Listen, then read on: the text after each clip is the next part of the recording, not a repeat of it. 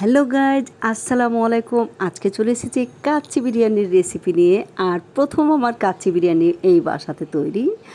আর প্রথমে আমি খাসির মাংসগুলোকে সুন্দর করে সব মশলা, আদা বাটা, রসুন বাটা, ঘি এবং কাচ্চি বিরিয়ানি মশলা দিয়ে সুন্দর করে ম্যারিনেট করে নিয়েছি। এদিকে আমি বাসমতি চালটা আংশিক সিদ্ধ করে নিয়েছি এবং ছেঁকে নিয়েছি চালটা। আর ভাতটা আমার প্রায় আংশিক হয়ে এসেছে। সুন্দর করে আমি মাংসর উপরে ভাতগুলোকে সাইজ করে দিয়ে দিলাম।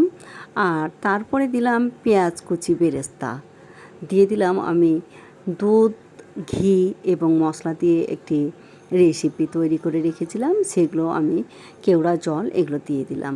তারপরে এবার মুখ মারার পালা, তাই আমি সুন্দর করে ময়দা দিয়ে আস্তে আস্তে মুখটাকে মেরে নিচ্ছি, যেন কোনো দিক দিয়ে ভাপ না বাইর হয়।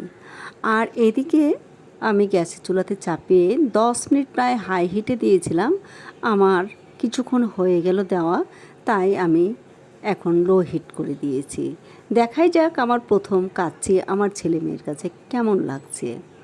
আর আমার অভিজ্ঞতাটা সেই রকম বেশি নেই, তাই আপনারাও অবশ্যই কমেন্টসে জানাবেন কিভাবে কাচ্চি তৈরি করলে সবচাইতে সুন্দর হয়।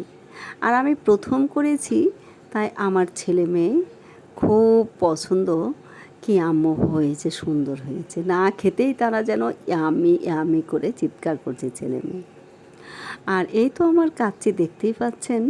তবে মাংসটা আমার নিচের দিকে একটু পুড়ে লেগে গেছিলো, যদিও আমি ভয় পাচ্ছিলাম কি জালটা অফ করব না করব না, মানে কোনটা ঠিক হবে।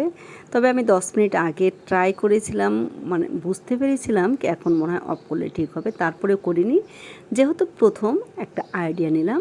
আর এই যে আমার কাচ্চি তৈরি হয়ে গেল।